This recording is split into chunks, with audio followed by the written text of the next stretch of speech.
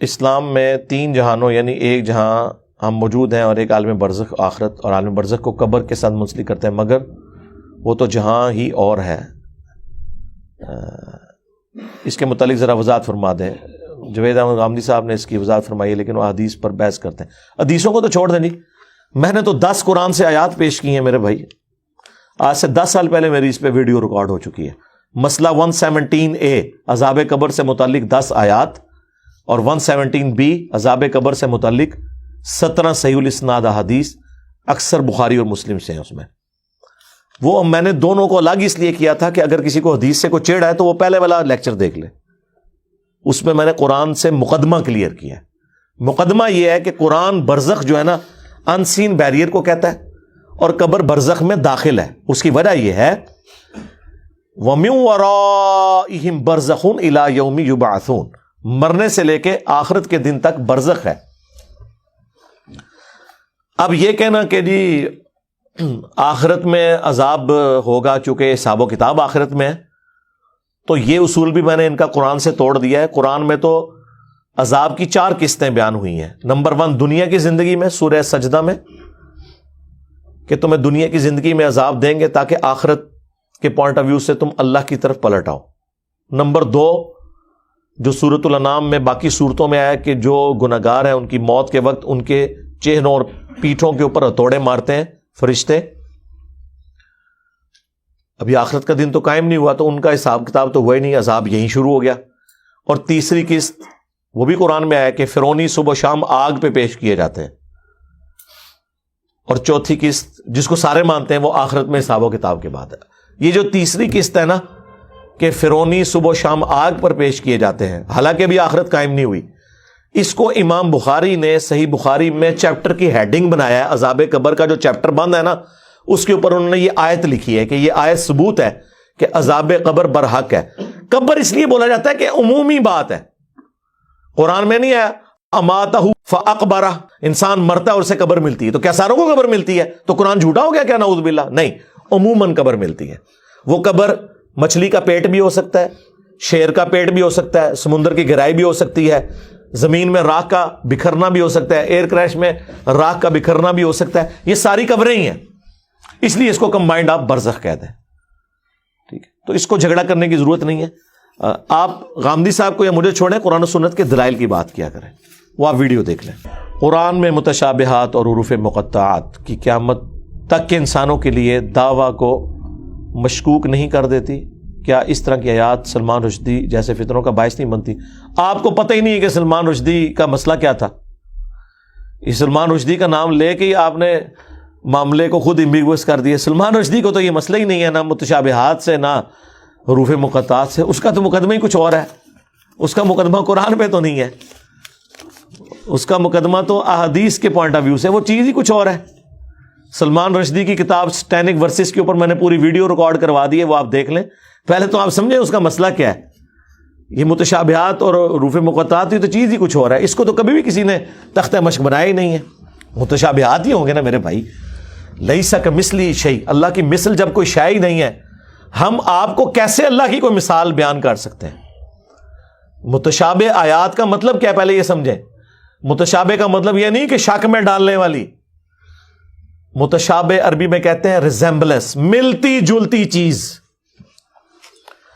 دودھ کا سفید ہونا اور چونے کا سفید ہونا یہ متشابہ ہے، ایک دوسرے سے ملتا ہے، لیکن دودھ اور چیز ہے، چونا اور چیز ہے۔ ٹھیک ہے، وہ چیک کرنے سے پتا چلے گا۔ متشابہ کا لفظ سورہ بقرہ میں آیا کہ جنت میں ان کو وہ فروٹ دیے جائیں گے جو متشابہ ہوں گے دنیا کے فروٹوں کے ساتھ، تو جنتی کہیں گے ہمیں تو وہی رزق دیا گیا، تو اللہ تعالیٰ فرما رہا ہے یہ اس کے متشابہ ہوگا رزق، وہ تو جب کھائیں گے تو پتا چلے گا کہ یہ والا آم جو جنت میں ٹیسٹ دے رہا ہے دنیا کے آم سے بہت مختلف ہے۔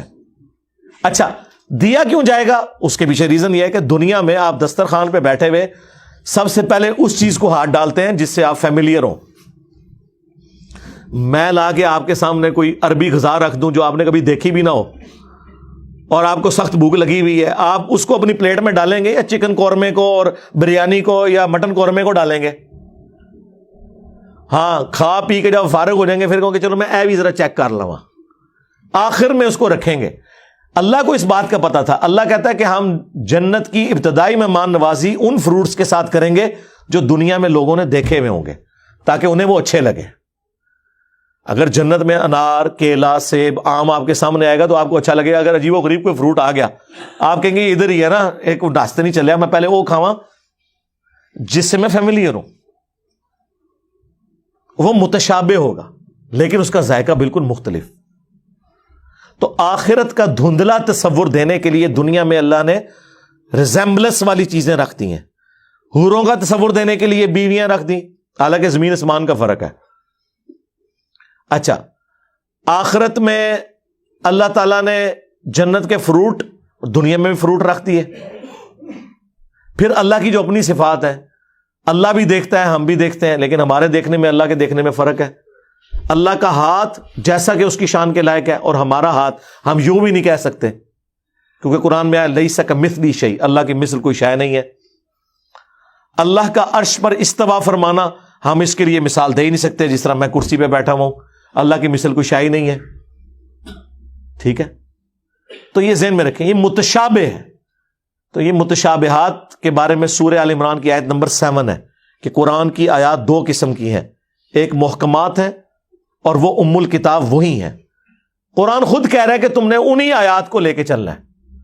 دوسری متشابہات ہیں جو صرف سمجھانے کے لیے بتایا گیا، اور اس کا مقصد یہ نہیں تھا کہ آپ اس کا مطلب تلاش کرو. قرآن میں اسی آیت میں سورہ آل عمران 7 نمبر میں آیا کہ جو ان آیات کے پیچھے پڑھتے ہیں تاکہ اس میں کوئی ٹیڑھ پن تلاش کرے، ان کے دل جو ہیں وہ ٹیڑھے ہو چکے ہوئے ہیں.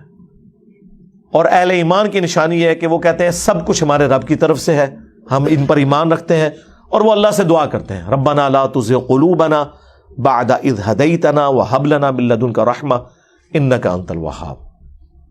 اور بخاری مسلم میں انہی آیات کے بارے میں سورہ آل عمران 7 نمبر آیت کے کانٹیکسٹ میں ایک حدیث ہے کہ تم جسے دیکھو کہ وہ متشابہات کے پیچھے پڑا ہے تو جان لو یہ وہی ہے جس کے بارے میں قرآن میں آیا کہ اس کا دل ٹیڑھا ہو چکا ہے. یہ نبی اسلام نے ارشاد فرما دیا. اور اہل ایمان کی نشانی یہ ہے کہ وہ دعا کرتے ہیں ربنا لا تزغ قلوبنا، اے رب ہمارے دلوں کو ٹیڑھا نہ کرنا بعد اس کے کہ تو نے ہمیں ہدایت عطا فرمائی، ہمیں اپنے پاس سے رحمت عطا فرما اے عطا فرمانے والے، آمین. تو یہ ہے. تو سلمان رشدی کا جو ایشو ہے وہ ڈیفرنٹ ہے، اس پہ آپ میری پوری ویڈیو تفصیلی، میں نے اس کی ایک ایک چیز کا جواب دیا ہے. باقی تو صرف گالیاں نکالتے ہیں. میں نے اس کا مقدمہ پیش کیا، وہ کیا چاہ رہا ہے، کیوں اس نے کہا، کس چیز کو اس نے بنیاد بنایا، اس میں ہم نے کیسے ریبٹل کرنا ہے. اس میں نے کئی قرآن کی آیات اس کے جواب کے طور پر پیش کی، اس نے جو ڈنڈی ماری تھی وہ ڈسکس کی الحمدللہ. باقی صرف سر کی قیمتیں رکھتے ہیں، ہاں پتلے جلاتے ہیں، علمی بات کوئی نہیں کرتا.